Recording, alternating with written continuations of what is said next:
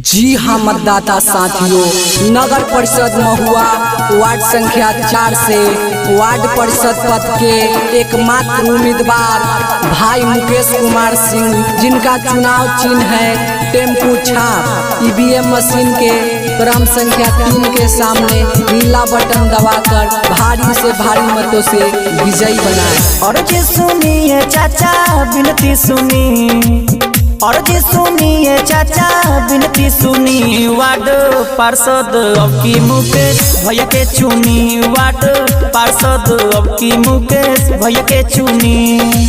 जी हाँ मतदाता साथियों, नगर परिषद महुआ वार्ड संख्या 4 से वार्ड परिषद पद के सुयोग, शिक्षित, संघर्षशील, कर्मठ, ईमानदार, लोकप्रिय एवं समाज सेवी उम्मीदवार भाई मुकेश कुमार सिंह, जी हाँ भाई मुकेश कुमार सिंह, जिनका चुनाव चिन्ह है टेम्पू छाप, जी हाँ टेम्पू छाप, जो ईवीएम मशीन के क्रमांक संख्या 3 पर अंकित है। ईवीएम मशीन के क्रम संख्या 3 के सामने नीला बटन दबाकर भारी से भारी मतों से विजयी बनाए। वार्ड नंबर 4 के करी है विकास हो, इनके पे करी चाची एक बार विश्वास हो। मुकेश कुमार सिंह जिंदाबाद, जिंदाबाद जिंदाबाद, टेम्पू छाप जिंदाबाद, जिंदाबाद जिंदाबाद। वार्ड नंबर 4 के करी है विकास हो, इनके पे करी चाची एक बेर विश्वास हो।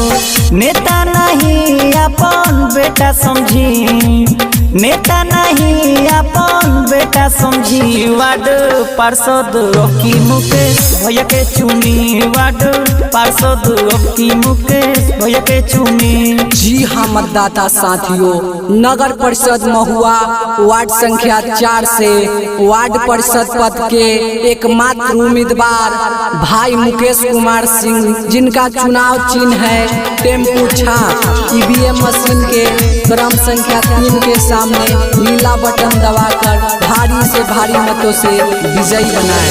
3 नंबर टेम्पू छाप पर बटन दबाई, भैया मुकेश सिंह के विजयी बनाई। टेम्पू छाप जिंदाबाद, जिंदाबाद जिंदाबाद। 3 नंबर टेम्पू छाप पर बटन दबाई, भैया मुकेश सिंह के विजयी बनाई। सुनी सुनिए चाची सुनी सुनी, सुनी सुनिए चाची सुनी सुनी, वार्ड पार्षद अब की मुकेश भैया के चुनी, वार्ड पार्षद अब की मुकेश भैया के चुनी।